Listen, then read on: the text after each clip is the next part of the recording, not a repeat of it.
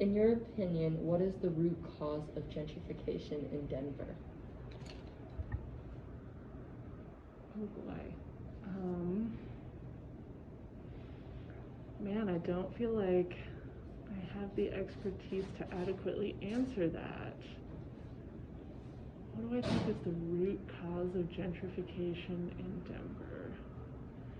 I mean, I think for one, the drastic population growth over the last few years, because that is what is causing people to, like, gentrifiers to want to move into parts of town where communities of color have typically lived. And I think that is what has really been pushing people of color out of the heart of the city and making it less and less affordable for people to live in the heart of the city. That's certainly one reason. I don't know if it's the reason. I also just think, like, the whiteness of Denver in general.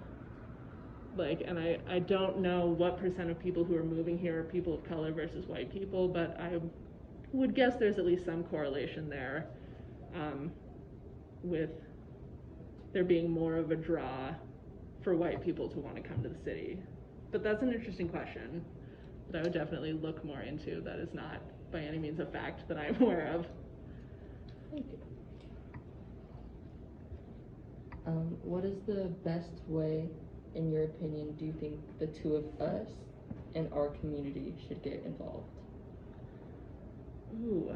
Or can get involved? That's hard. I mean, I think,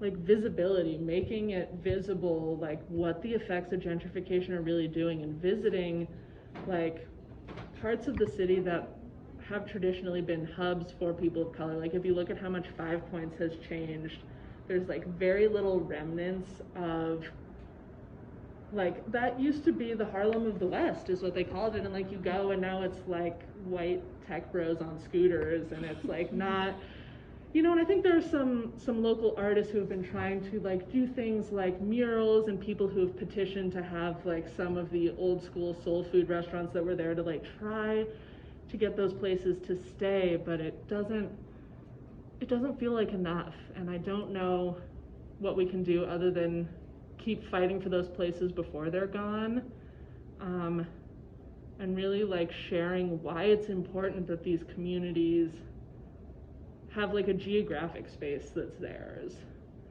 And I think, like, looking at places like how Rhino's changing, it's not fully changed, but, like, it's gentrifying really quickly, and, like, just trying to preserve the places that are community hubs before the rent goes up and they get pushed out. And Lowry is actually under the process of gentrification, except they have adopted a filtering system where some of the new houses they have remained low income, and it's based off of that family's income. And I'd like to know what you think about that process as to, like, limit the amount of displacement that gentrification can cause. I think it's definitely a good step.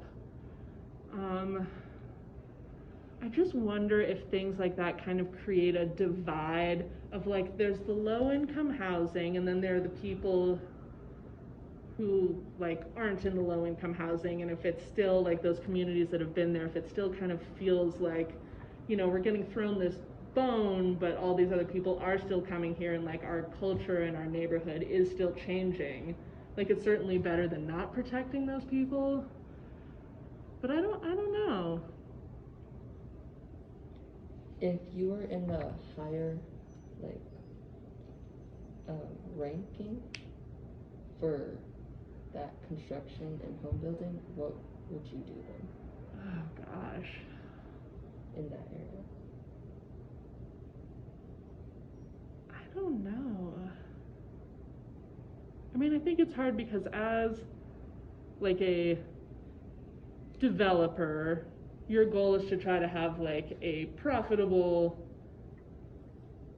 development.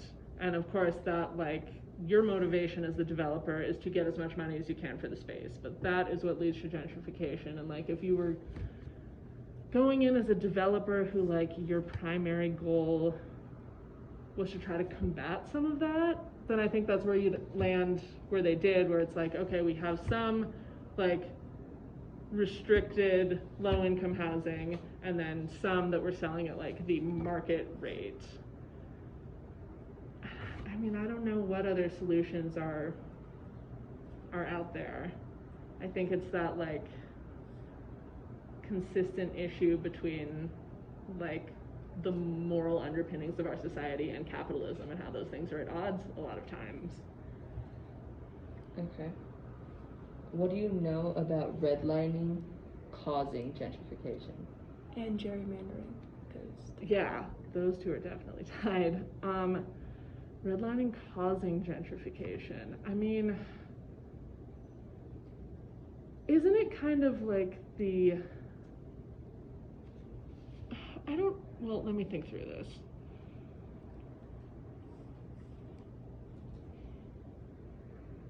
Would you say more about what you mean by redlining causing gentrification? like the areas that were redlined, Mhm. like Five Points and other neighborhoods in Denver, are now these big rich cities, and it's because they were sold for such a cheap price because of the history behind it. Okay, so you're saying that like the historical presence of redlining and then like the sudden kind of removal of those boundaries is what has like led to this huge influx. Yeah, that makes a lot of sense.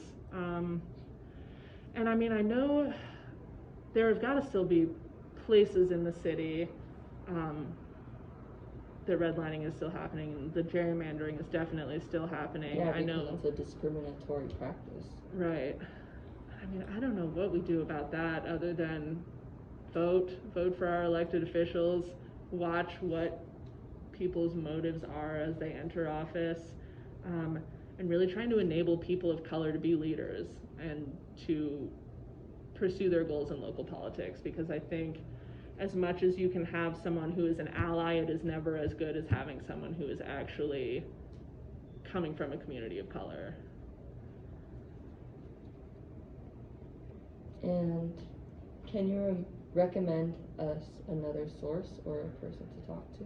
Ooh, let me think about that. Like, definitely, but I would want to go back through some of my contacts from Westward and think about like who the person would be. So let me do that, and I will send you an email. Thank you. Okay. Thank you for your time.